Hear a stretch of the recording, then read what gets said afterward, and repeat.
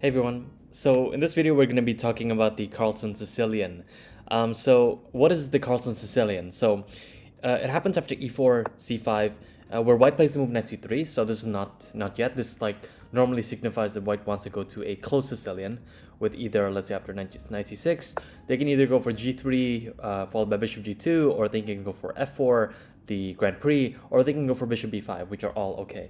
But in this variation, the idea is that black can also have the move d6 here, and white opts with the move pawn to d4, which is very interesting. And this was this system where white chooses to develop this way was developed by Carlsen when he played this famous game against Wojtaszek in, I believe, 2018.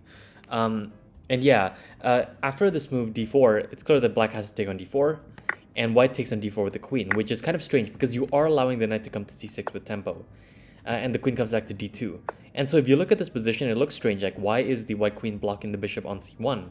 But the idea is that after knight f6, white wants to play the bishop to b2 and develop on this long diagonal, where white is often thinking about castling queenside. So if black castles kingside, then there's going to be a very quick attack going on with f3, g4, h4, things like that. So this is the idea, and I'm sure in 2018, this is like a completely new system that no one has ever really looked at. So it's understandable why Wojtaszek was, suddenly got a very bad position after the following moves. E6. This is one of the good ways to play. I also like the move g6, which I will be recommending in the theory section. But e6 we're also going to be looking at. The idea is after bishop b2, the best move in this position is to go for the immediate d5, and I think this is one of the two lines that can equalize, either going for d5, e6, d5 in one go, or going for, as I said before, g6 followed by bishop h6, a very interesting idea. So after b3, e6, bishop b2. In this position, instead black played the move a6, which is understandable. This is very typical in this kind of position to want to go for a6 and try to go for b5 later on. But the thing is that with this setup, with the bishop on b2, b5, b4 is definitely a possibility, but white has closed off the queen side pretty successfully in that sense. So yeah, breaking in the center with d5 is a better move. Instead, a6 was played, and then white castles queenside. And after b5, white continues with f3, defending the pawn on e4. And in this position, best is probably just to play bishop e7, king b1 and the castles and then g4, but clearly this is like kind of what Wojtaszek wanted to avoid. He wanted to avoid getting into this double-edged kingside pawn storm where the black king is already castled. So it makes sense why Wojtaszek decided to play the move h5. However, white continued with the very nice move knight h3, bishop e7 and knight g5, occupying the central g5 square. After h4, preventing white from pushing h4, white plays f4 themselves, so increasing the space advantage, supporting the knight on g5. And now bishop b7 was played, and white plays king b1, very normal, very prophylactic. Rook c8, and now bishop e2. So just covering some of the kingside squares here, maybe at some point preparing g4. It's a possibility. Queen c7, rook h to e1, finishing development. And now black makes a bad move, knight h7. So after this, the reason that this is bad is because after knight takes h7, rook takes h7, sure, like the black king cannot castle, but more importantly, there's actually this very tactical move, knight d5. The point is after e takes d5 and e takes d5, the e file is opening up and the black king is under severe danger. For example, moves like bishop d3, forcing the rook to go away is possible after the knight moves away. So this is already winning for white, but instead, white chose the very logical g4 move. After this, h takes g3, and now bishop f6. So this is very typical, actually, in like very similar positions in like the classical Sicilian, where you give up the d6 pawn because the pressure with the bishop here, it plays itself essentially. So instead, white plays bishop d3, black plays rook h8, getting out of any possible discovered attacks. G4 was played, and now we can see that white has a very nice position. Knight d4, rook e3, preventing knight f3 with the fork, king f8, and now knight e2. So white challenges the knight on d4, knight takes e2, rook takes e2, and now bishop c3. So after bishop takes c3 and queen takes c3, it's clear that white doesn't want to trade off the queens because that would significantly help black's chances here. In this kind of position, it may be said that, the e4 pawn is a bit weak as a result of the queen exchange. So instead, white avoids the queen exchange with queen e3, and now rook c5 was played. Now white plays e5, d takes e5, and f takes e5. So probably taking on e5 is already a slight inaccuracy, at least, because it opens up the f file against the black king. Rook h1 is played, trying to trade off pieces, but this doesn't save black. After rook takes h1, bishop takes h1, rook h2, there's a threat of rook h8. So after rook takes e5, there is queen rook h8, king e7, and now queen e7. And in this position, black resigns because there's no good way to save the black king. For example, king f6, I'm guessing, yeah, you just lose the bishop very easily. So yeah, very nice game for Carlsen, and not so good for Wojtaszek. But this game kind of like inspired a lot of people to kind of investigate the Magnus Sicilian, it's a very interesting system, and I think you need to know some concrete stuff to be able to equalize, which is why after someone actually requested this topic, I decided to look more into it, and I realized that there were some really interesting complications. So yeah, let's get into the theory. Okay, let me just show some of the directions of the recommendations in this video, just to not get you confused, and show you some main positions that you need to know if you want to really be booked up on this opening. So after e4, c5, knight c3, d6, white plays d4, c takes d4, queen takes d4, knight c6. In this position, there is a possibility of bishop e5, but I think after bishop d7, black is slightly preferred here, even after queen d3 or bishop c6. Bishop takes e6, because we will play the move b takes e6, with the idea that we want to play e5, bishop e7, maybe queen c7 followed by rook d8 to defend the d6 pawn, and we get essentially like a good knight of structure against whatever white is doing, because we no longer have the weakness of the d5 pawn, right? That's a bit of coverage. Instead, queen d2 here. There are two good moves in this position, which is the move knight f6 or the move pawn to g6. In the main recommendation, I will be covering the move g6. Though we will be looking at knight f6 followed by e6 and d5 really quickly. Black is managing to equalize, but I think in one variation, I don't like that we are accepting like an isolated pawn when later we will be exchanging the queens off the board. So, which is why I will be recommending the move g6. And after white plays b3, we will be playing the move bishop h6. So this is the main way to kind of combat the Magnus Sicilian. The idea is that if white ever plays queen d3, then even though we exchange the dark squared bishops, which kind of weakens our dark squares, white has also weakened their position. And because white no longer has the opportunity to castle long, it means that most likely they will be casting short, and so they won't be launching like a deadly pawn storm on this side of the board anytime soon. So instead, f4 is better, but in this position, I will be recommending the move pawn to f5. Knight f6 is possible, with the idea that we will play castles and then e5, but I prefer the move pawn to f5 because I think it's a bit more rational. It's a bit easier to make sense of things. After bishop e2, we'll play knight f6, e takes f5, long castles, and bishop d3 are all independent lines that I think require investigation. They lead to very different types of play, but essentially the point of this move f5 followed by knight f6 is that we're allowing our bishop on c8 to eventually get the f5 square to develop too, which is not really possible if we don't play that. If we play knight f6, our bishop on c8 gets kind of faces a lot of problems if we don't develop it. If we play b6 bishop a6, or if we play queen a5 b6 bishop a6, this is also like kind of slow. So yeah, the main idea in this variation is to play with the knight f6. With the knight on f6 is to play castles on e5, but we will be looking at the move f5 in greater detail. So let's get into the theory. After e4, c5, knight c3, I believe that in this move the best move is objectively is knight c6, but d6 is also possible, and this is going into the Magnus Sicilian.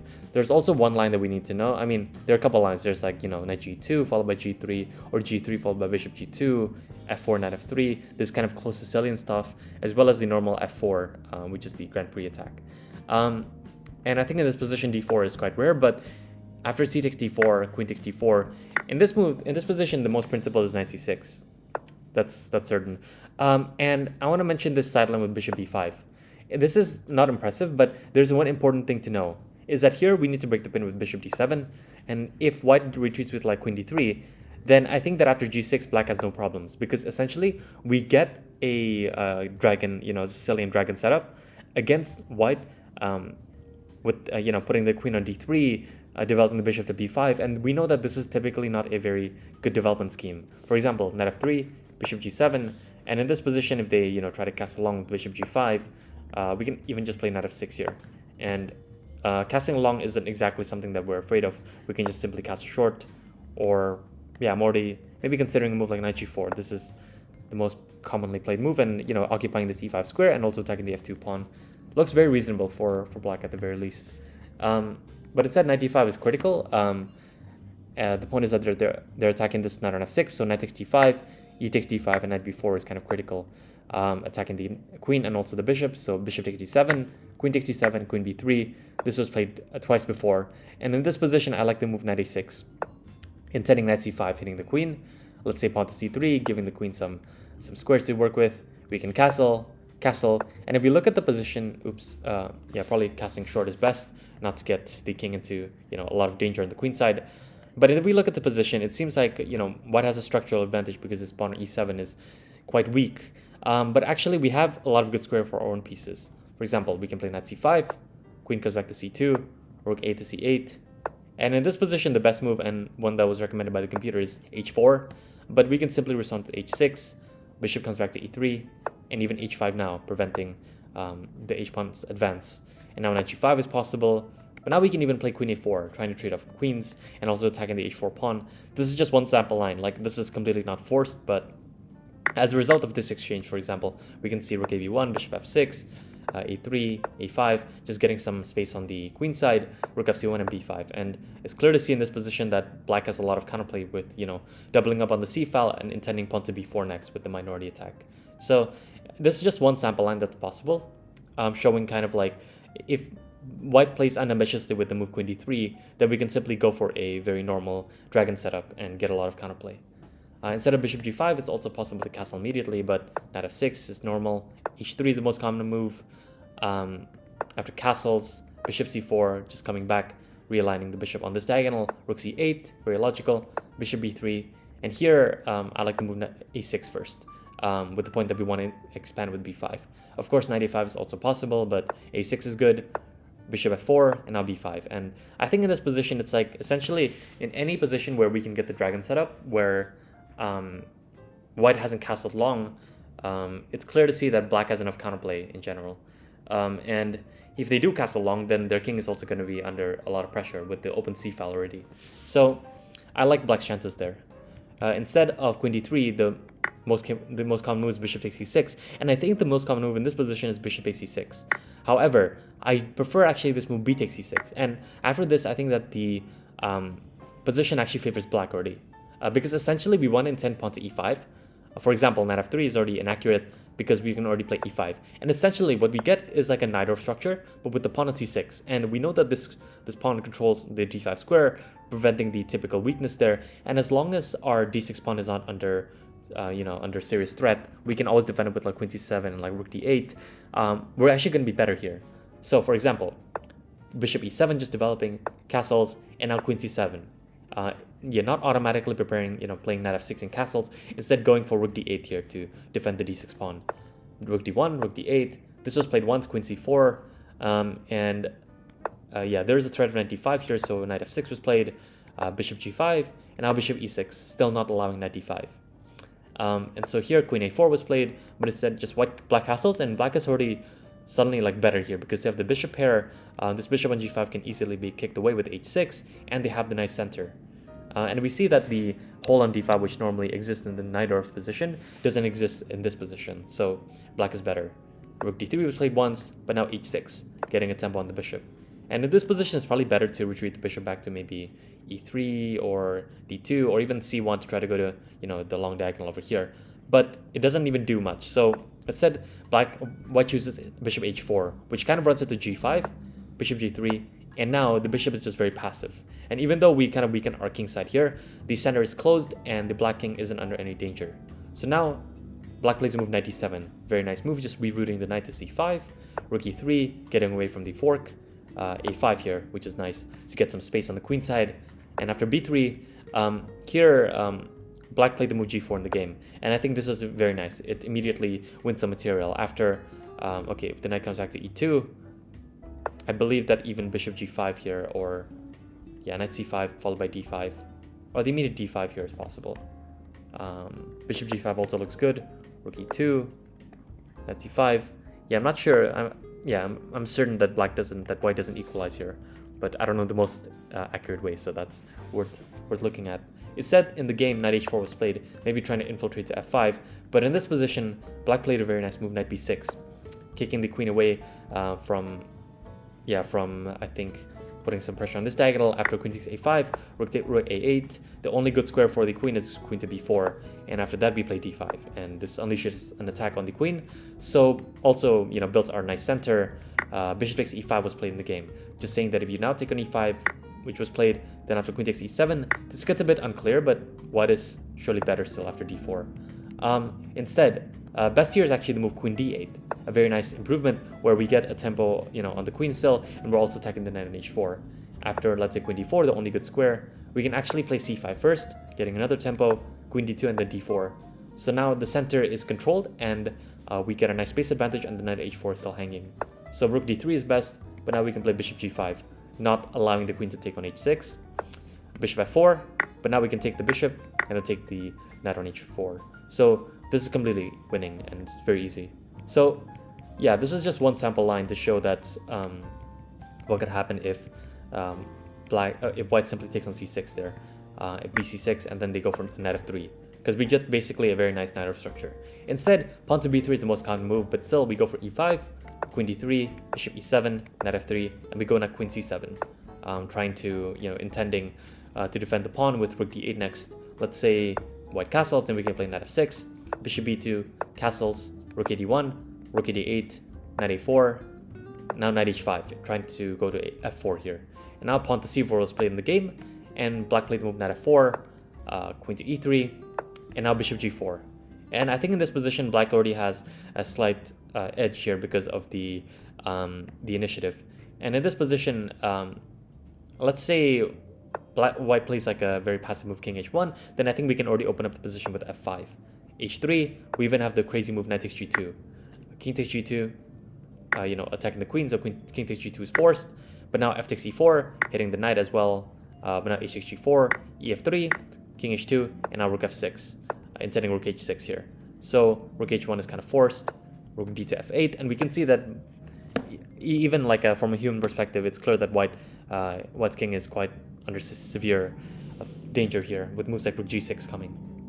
So king g1 is recommended, but now rook g6, hitting the pawn on g4, king f1, trying to escape. But now a very nice move, queen c8, trying to attack the g4 pawn and capture it with the queen. So rook g1 attempts to, at least after we take the pawn on g4, they're saying that at least the queen doesn't enter the position. So rook h1 is best. But now rook g6, intending the queen to come in still, queen d3, queen g4, king e1, now bishop g5. And I found that in this position, it's very difficult for black to play with the move like pawn to e4, maybe pawn to e3 is also coming. So bishop c1 is recommended, but now we can take on c1, play rook f4 with a winning attack essentially. Rook e4 and rook d4 is coming. This is lights out essentially. But yeah, it's actually all stemmed from this move, from this allowing this move f5, which kind of opens up the position a lot for us. Instead, after bishop g4, c5 is possible here, just trying to undermine the defense of the e5 pawn. But now we can play f6, so we just defend the pawn on e5. C takes d6, bishop takes d6, and now h3 is a good move. But now we can go bishop h5. We at least have the f7 square for the bishop if we need to. King h2, and now we can play h6, rook f to e1, and even now knight e6. And black is already intending pawn to f5, and this position is very dangerous for the white pieces, since our bishop is lined up over here. So yeah, still a very good position nonetheless. So it kind of shows that in this position, castling is possible, but black, it's a very fine game as long as they're able to maintain this structure where we're controlling the d5 square. We should be better.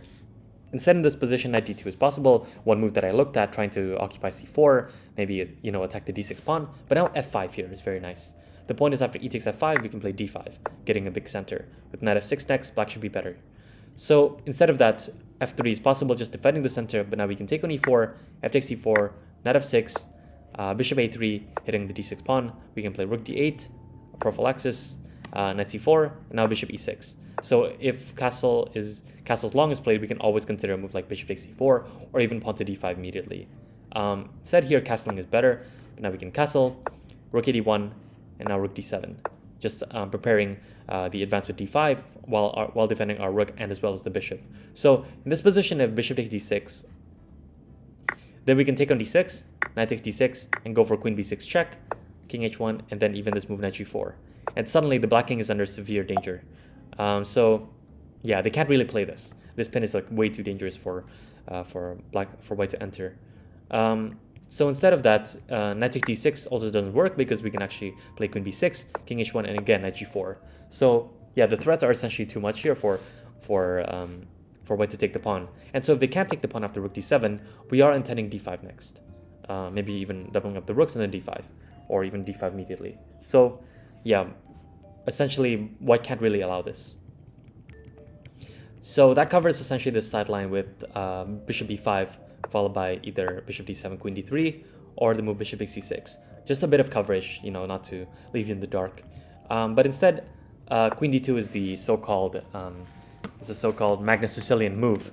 And in this position, it's possible to go for knight f6, as we saw before. Let's say b3, e6, bishop e2, and now d5.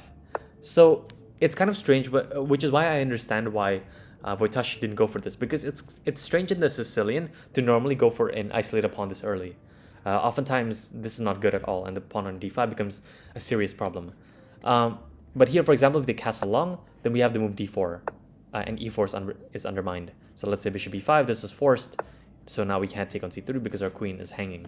And so bishop d7 here breaks the pin, but now bishop takes c6, bishop takes c6, queen takes d4 is forced, but now we can trade off, play bishop c5, and either f2 or e4 drops. And so black already has the bishop pair advantage and is already fighting for an edge here. So instead of long castling, e takes d5 is best, and after e takes d5, now white should castle. And black here gets an isolated pawn, and this would be bad if white had one more normal developing move, but the fact is that white has committed the bishop to b2 and wasted some time with this. And so the knight on c3 can be actually put under pressure with, first off, bishop e6, defending the pawn on d5. In this position, there are a lot of moves. It's not forced, but one of the moves I looked at is a3, just trying to prevent queen a5. Queen a5 here. But now I like the move a6 here. Just preparing maybe at some point, preventing any bishop e5 advances, bishop d3, and now queen c7, and after, let's say, knight f3, black can actually castle long here. And black actually has an equal game here because we have seam sides castling, we have open lines for all of our pieces. We can also continue with like h6 to prevent knight g5 if possible, the bishop d6 or bishop c5 with a very active game as we see. But the main point is that this pawn on d5 actually can't be taken advantage of because white has this weird kind of development scheme with the bishop on b2. And normally if the bishop is on g5, maybe there's a possibility of taking on f6 and then removing a defender of the pawn on d5. But in this position, that's really not the case, right? So yeah, that's okay. Instead of a3, it's also possible to play king b1, but I like the move queen a5, and MVL has kind of shown the way here to kind of equalize and even get a very fine game. We have ideas of like bishop e4, maybe follow up with d4 next, and so white needs to be careful actually here. And so the best move to try to trick black and try to make the position very complicated is to play this move knight b5. So essentially we have to trade the queens here. If we don't, the weakness on b6 on c7 as well as the weakness of the d5 pawn is really too much to handle. So we have to take on d2, rook takes d2, and now we have only a couple ways to equalize. I believe that bishop b4 is the cleanest one. So now we're attacking the rook. After the rook comes to d3, c3 just blocks in their own bishop, so rook d3 is better. But now we can castle, and I'm not a fan of this opposite sides castling position because we are in an endgame, and this pawn on d5 is like kind of weak. I would say it can't be taken advantage of objectively because correspondence chess has shown that this is equal. But I'm really not a fan of this position personally. So, which is why I kind of like looked at another direction. And so I decided to recommend the main move g6 here, which leads to a very imbalanced game and just a very insane complications. One game that I saw, I think happened between Shirov and Dominguez, if I'm not wrong. No, it was Firouzja and Dominguez, yeah? No, it was actually Shirov and Dominguez in 2022.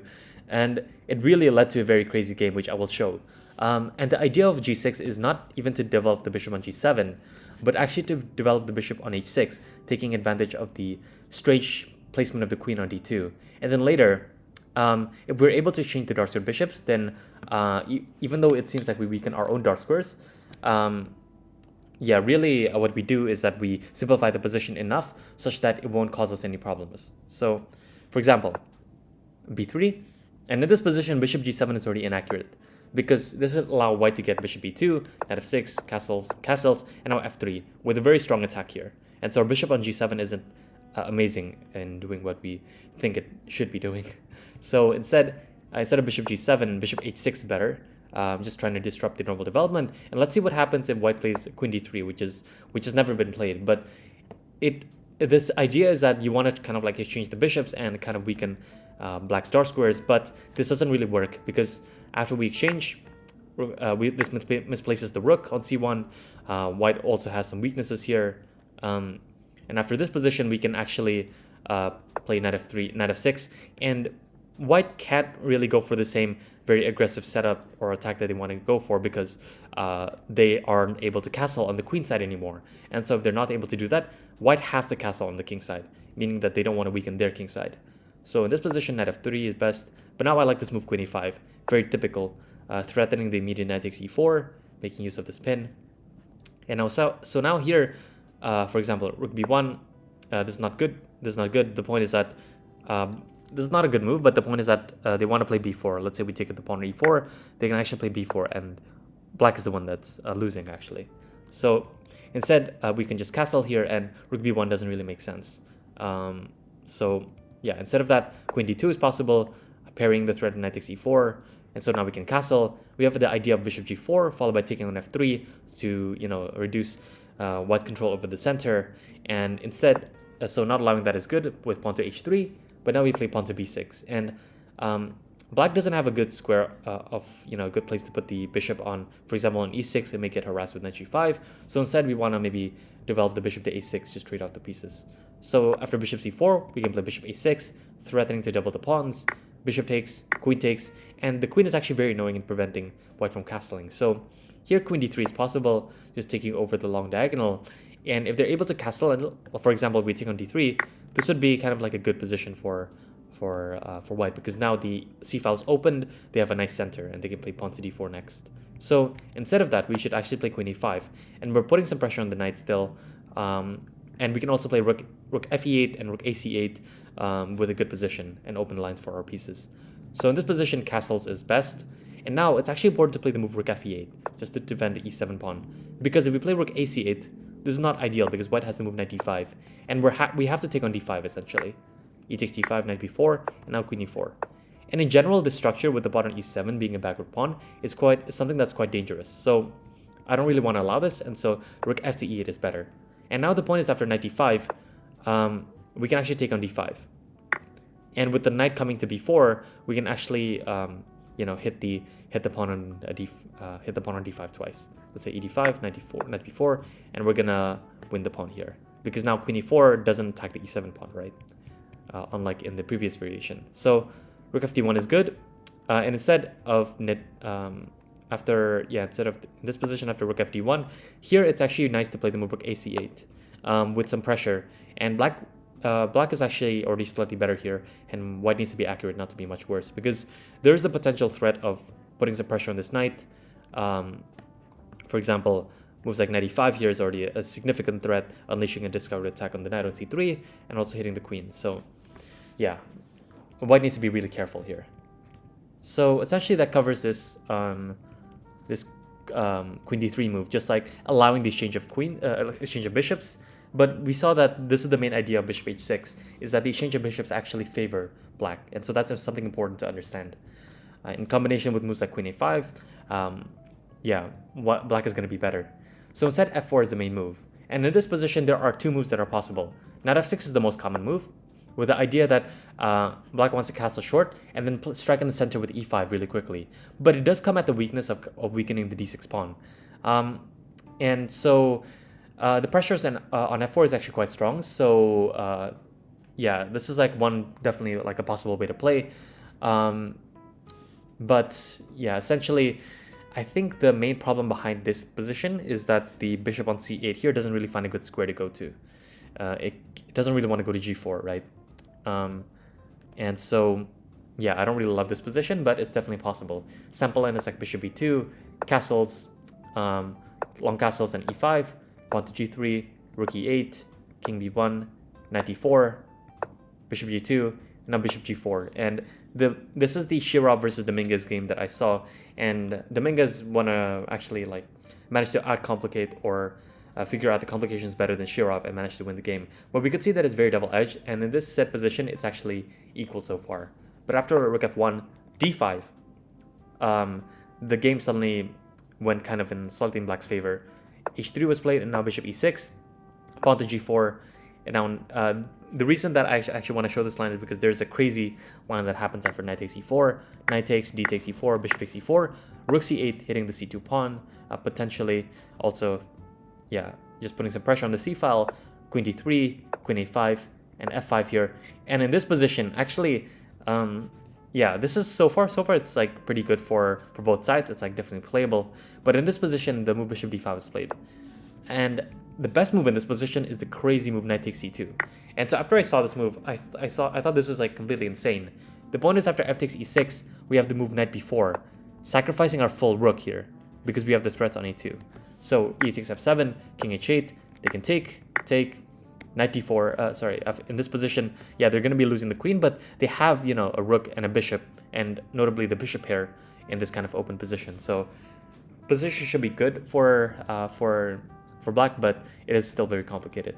Instead, the best move in this position is queen f3, after knight d4, bishop takes d4, and then this crazy move bishop takes b3. And like, once I saw this like on the board, after analyzing it, I realized that this is like way over anyone's head to be able to play accurately. So yeah, I decided not to recommend this because the complications were insane. And so a kind of short analysis there of this idea of going for knight f6 followed by castling and then followed by e5. But it's playable and definitely equal according to the computer, but it's very wild and anything could happen, which is why I decided to recommend this move f5. And the idea is that black can eventually take on e4 and maybe even put the bishop on f5, just developing it on a nice square. It does weaken the king side quite a bit, but at the same time, I think moves like this are kind of necessary in such a wild variation. So after f5 here, bishop b2 can be played, but now we play knight f6, and in this position there are three moves that are possible. Let's look at e takes f5 first. This would allow black to develop with the tempo, and the results here have been absolutely incredible for black. After bishop takes f5 and castling, here it's important not to castle immediately because we have the immediate and very strong e5 here. And in case white takes on d6, we can actually play bishop takes f4 with check first, king b1, and then knight g4. And now white faces some problems on the f2 square and is forced to play knight h3, where clearly black is better because of the lead in development. And so instead of queen takes d6, g3 is better, defending f4, but now we play queen d7. Important to actually castle queen side here, because casting short will allow the move bishop c4 with tempo. So that's not very good. Instead, we play queen d7. After bishop g2, we long castle, knight e2, and rook h to e8. And black here is already fully developed and ready to play the move pawn to d5 next, if allowed, because there is, if you take the pawn on d5, then potentially the pawn on f4 is undermined, and black can play moves like knight e4 in response even. So it would also, like, playing d5 and taking the pawn on d5 would also just walk into the pin, so that would be quite bad. Instead, h3 is best, just makes sense, threatening pawn to g4, but now we can play d5. And if they play knight takes d5 here, let's see the point. Knight takes d5, bishop takes d5, and now queen c7. And there is the immediate threat of knight b4 here, since the queen can't take on b4, since the pawn on c2 is under a mating threat. There's also threats of knight e7, as well as e takes f4 here. So black is actually already winning here. So instead of knight takes d5, g4 is better, which makes things a bit messy, but we're still much better after bishop e4, attacking the g2 bishop, so it forces white to trade. Knight takes e4, knight e4, bishop e4, d4, queen takes d7, rook takes d7, and again, black maintains nice pressure against the f4 pawn because it's under a pin. So yeah, black should also be slightly better in this kind of position, though it was complicated getting up to this point. So yeah, that's one idea of e takes f5. Instead of the long castle here, which is very common, we can actually take on e4. And the idea is that maybe white is sacrificing the pawn, but in exchange, they're actually getting a lead in development, king b1, or they're actually like fixing the problem of their development. And king b1 is normal, just, securing the king. And this is the choice of Andreikin against Ferrugia back in 2018. After black castles, castle short, white can play g3, defending the f4 pawn. And now in this position, I actually like the move d5. The d5 pawn must be taken, otherwise we play e6, or even e5 to strike at the f4 pawn. If we play a move like bishop e6, which is possible, white can play knight h3 here, and position is equal, but it gets quite complicated after bishop knight g5 here. So instead, after d5, we're ready to play e6 or e5, so white should take, knight takes d5, queen d5, rook d5, queen d5, rook d5, and now we have the move pawn to e5, taking advantage of the weak bishop on f1 here. So here the best move is knight e2, but what happens if they take the bishop on take the pawn on e5? This would allow the move bishop e6 first off, hitting the rook. So rook d6, rook a d8, trying to exploit the weak back rank here. So king c1 is the best move, which is not an easy move to find. But after rook takes d6, bishop takes d6, and rook d8, white has to play bishop a3, and now pawn to g5. And suddenly we see that black has some nice initiative here. Though after the move knight h3, we do essentially give back. We have to give up the bishop pair here if you want to win back the pawn. Takes, and in this position, g takes f4 is the best move. It's not so obvious why why the move bishop e6 is the bad move, but actually after bishop e6, black can play the move king g7 and activate the king maybe to g6 later on. For example, after bishop b2 giving another check, we have even the move knight d4.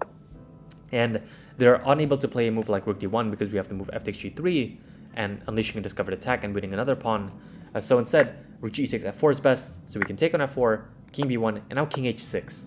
This is king f6 is natural, but it would not allow this move knight takes e6. So after king h6, we are actually threatening to win the bishop here with knight takes e6. So after bishop f7, we have actually the move knight f3. And in this position, after all the complications, we see that we're actually controlling the g1 square, not allowing rook g1 check at some point. We also have the potential of developing the king to g5 as a result and moving the pawn up to h5. And so with the passed e pawn in the position as well, this kind of gives black a tiny edge. And white does have the bishop here, so it's not over, but we do have a nice edge here, I believe. So instead of bishop e6, the best move is actually g takes f4, bishop takes f4, now king b1, but now we play knight e5, threatening the same idea of knight f3, trying to prevent rook g1 check. So white should play rook g1 now, king to f7, bishop c1, quite smart. So that now after we trade off the bishops, the pawn on the passed e pawn will no longer have a supporter. So knight f3 is hitting the rook f1, we can take on c1, king takes c1, and now king g6. So we get kind of like an equal endgame, which could continue something like bishop g2, rook f8, bishop f3, ef3, king d2, pawn to b5, king e3, rook c8, king d2, and we have a simple repetition here that is possible. So yeah, that's one of the possible lines. And that's essentially what can happen after the move, I think it's the move g3, yeah, in this position. Oh no, the move long castles in the on the ninth move, allowing f takes e4.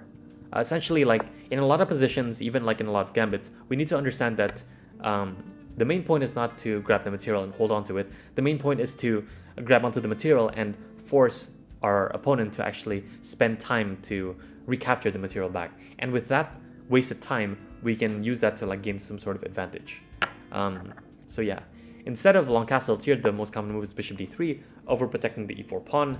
But now I like the move queen a5. So we see it's a very move by move position. You need to know like a lot of concrete stuff here to actually find the best move. There is a threat of f takes e4. So now after knight takes e4, the possibility of what can happen is that the f4 pawn becomes weak after we trade off the queens. So e takes f5 is best, and this is the most common. But we can now take on f5 with the bishop, and this is the point of playing f5 to begin with, right? So let's say they take on f5, which is played by Volodar Murzin against Alex Serrano in 2021. Both are like tremendous prodigies. Queen takes f5, hitting f4, and so in this position g3 is not good because we can actually play e5. And you know, white has problems here after we long castle next, and the pawn on f4 becomes severely weak. So instead, knight g to e2 is better, just, you know, not playing g3 because in that case, the f4 pawn can become a weakness. Instead here, we just long castle, white long castles, we play rook h8, and we're ready with pawn to e5 next. Let's say king b1, and now e5.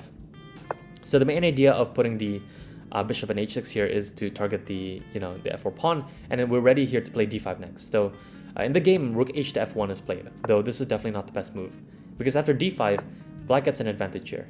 After h3, d4 is played, knight comes to b5, a6, and now pawn to g4. This is, I guess, white's idea. But after black plays move queen e6, we're still hitting the knight, knight a3, and now knight e4, hitting the queen. Queen d3, and now e takes f4. So if we see this position, it seems like black has essentially gotten everything that they wanted. For example, what happens if they take on f4? This is also one question that I have. Let's see. We can take on f4. We can play knight c5. Yeah, I'm wondering what is the best move here. If nothing, queen d7 is also a perfectly good move. Yeah, with no problems here. But otherwise, in the game, knight takes d4 was played. Knight takes d4, bishop takes d4, and now bishop g7, putting some pressure on the bishop. c3, and now in the game, I believe g5 was played. However, an improvement over the game is bishop takes d4, creating a target on d4 to target later on. And in this position, now we can play g5, and black should be better with the strong pass pawn, and also the centralized knight on e4 here. So yeah, this is one improvement that could have been played. Instead, g5 was played. And so yeah, essentially that covers this variation, a brief coverage of this variation. I don't think it makes a lot of sense to like cover every single line that's possible, but to like, it's better to like kind of give directions into how the line could progress, right? So instead of bishop takes f5 here, I think knight g to e2 is better, so because it doesn't allow some pressure on the f4 pawn after we recapture with the queen. So here, we long castle. White has a couple moves. They can play a3, maybe at some point preparing b4. So now we can take on d3, since we always want to recapture here with the queen, right? So if they are threatening b4, they are threatening to mislodge our queen. So now we take on d3, not allowing bishop takes f5, queen takes d3, and now queen f5, trying to trade off the queens. And for rook d1, we can play bishop g7. Just since there's no more like significant pressure on the f4 pawn, it's better just to regroup our pieces here. Knight e4, queen takes e4, queen e4, queen takes e4, knight takes e4, bishop takes g7, rook h to g8, bishop b2, and this was played once also with Serrano holding the black pieces. And now rook g to f8 is nice. So yeah, not allowing knight g3 maybe, since now we're attacking the f4 pawn. So instead, white castles here, black plays move e6, rook f3, now pawn to d5. And already from this position, we see that there are a couple of imbalances in the position. White has the bishop, which is quite nice on this diagonal, but at the same time, black's knight on e4 is much better than white's knight on e2 here. So the position overall is, I think I would give it as equal, but also slight edge for, perhaps a slight edge for black here, because they have a nice center to begin with. You know, that's very important. The pawn on d5 and pawn on e6, even though it may be weakness, at the same time, you know, in an endgame, if we trade off a lot of pieces, then the center could really matter. So yeah, that's essentially covers this short a3 variation, just some short coverage. Instead, long castles is better. And the point is that now e5 is not very good, because bishop takes f5 forces us to take back with the g-pawn.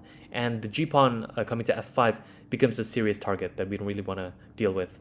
So instead here we play d5, which is better. So now if white takes on f5, you know, after gf5, there's a target on f5 here. They can play moves like either knight d4, blockading the d-pawn, also trying to target f5. But now here we have the very nice move e5, very thematic.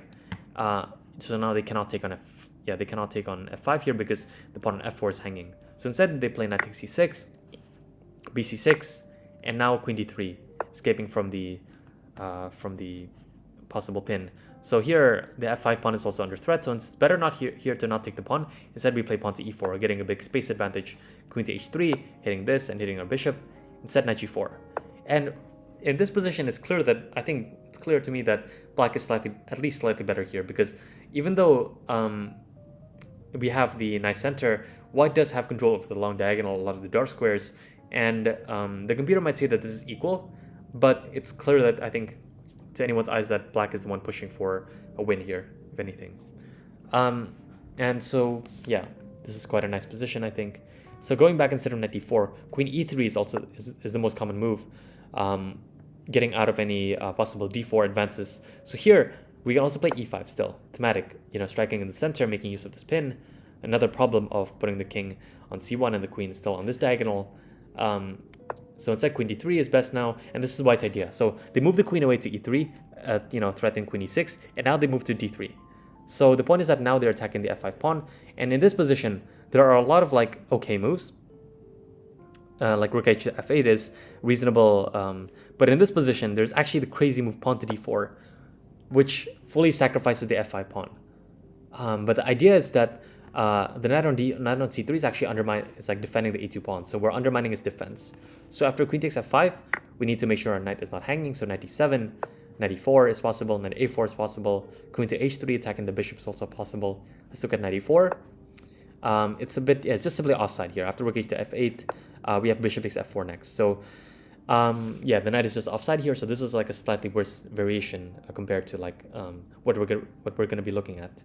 Instead, queen h3 is possible, but this involves a piece sacrifice. D takes e3, bishop takes c3, and now queen a6, hitting the knight on e2. Rook to d3 is possible, but now we play bishop f8, preparing bishop b4 next.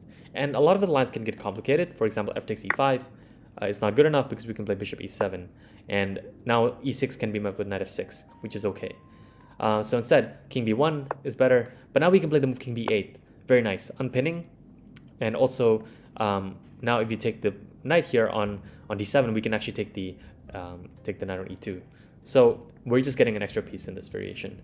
Instead of f takes e5, rook h to d1 is possible, putting some pressure on the knight.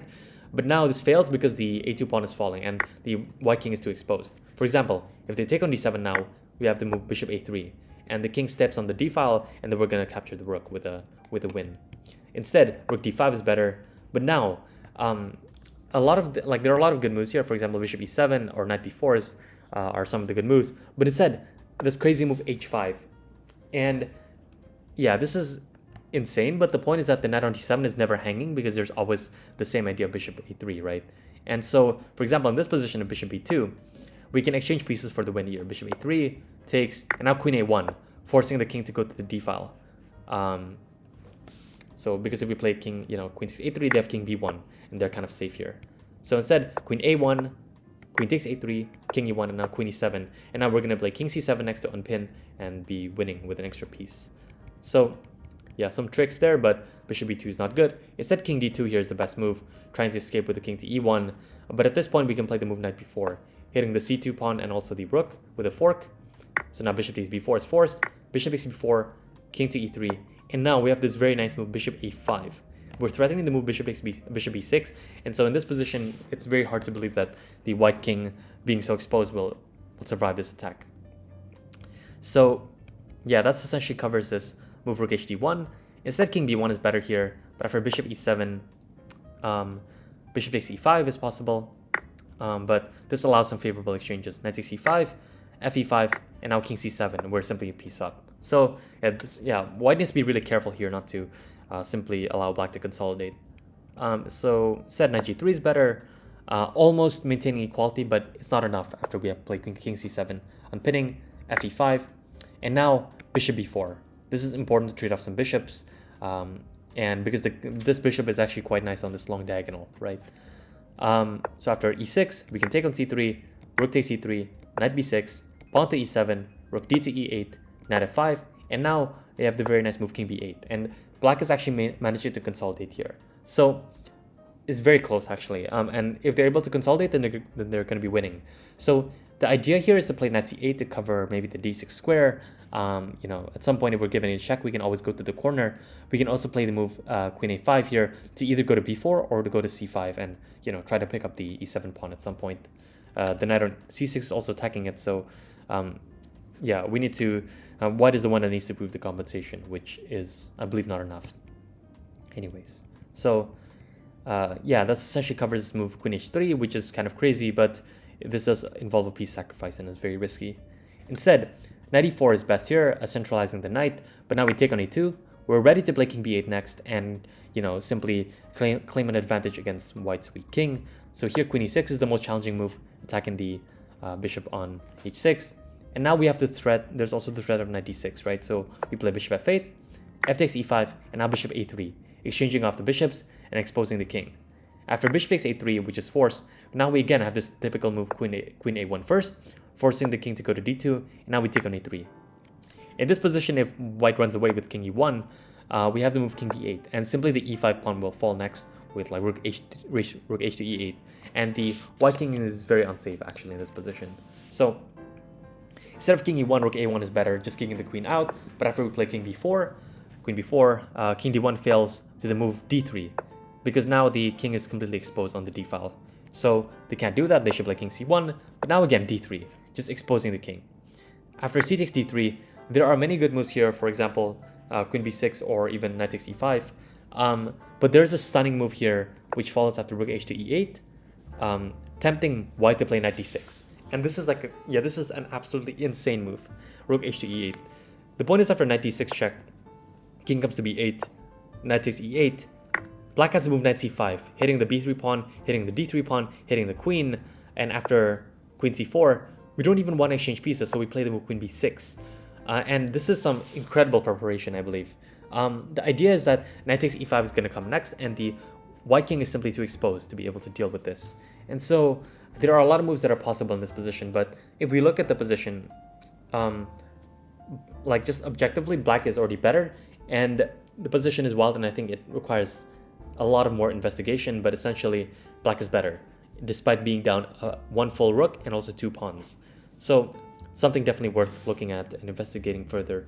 But it's also difficult for white to play. So yeah, like if you can try to dig deeper into this line, and it'll show that a lot of the variations simply lose for white. So yeah, this kind of goes into very great detail about this move after knight e4. We go into this line, about this move, pawn to d4.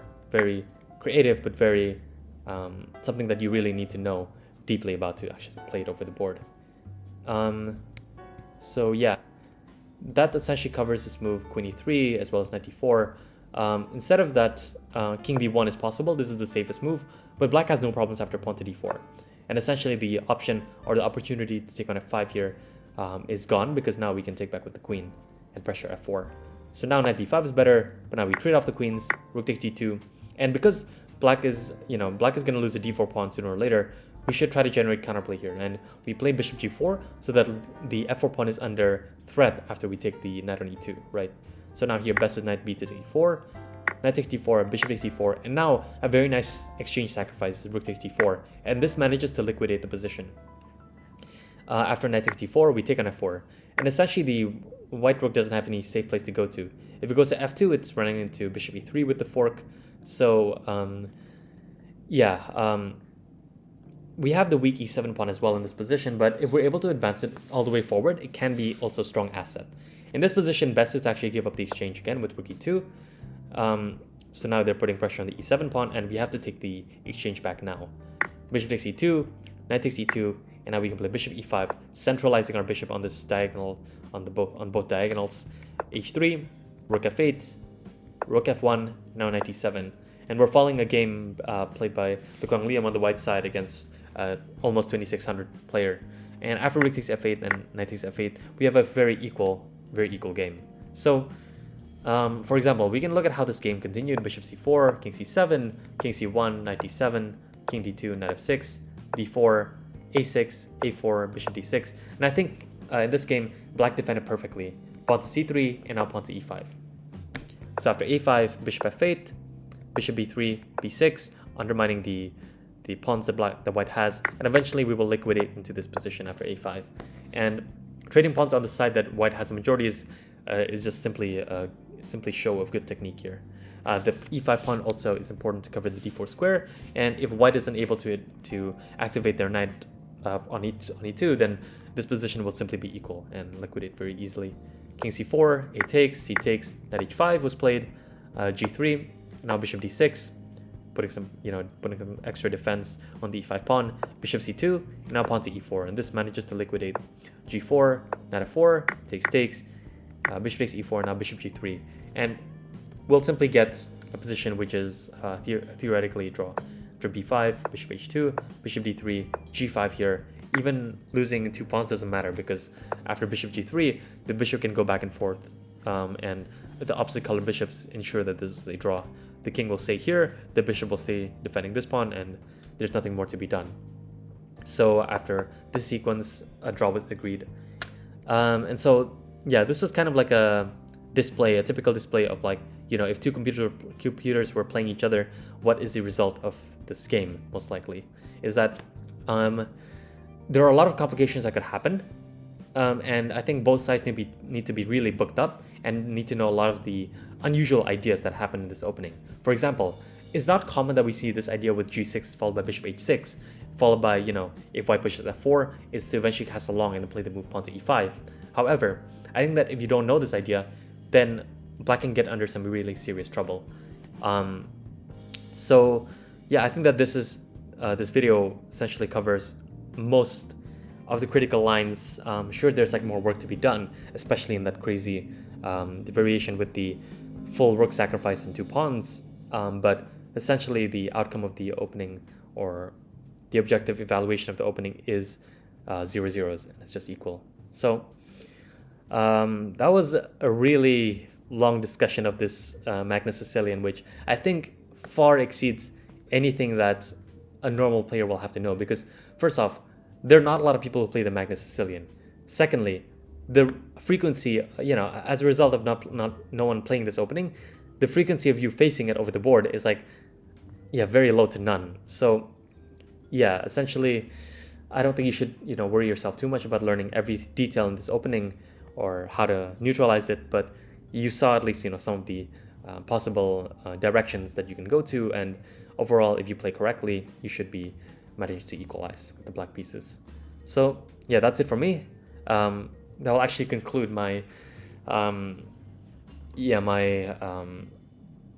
my time on YouTube for now.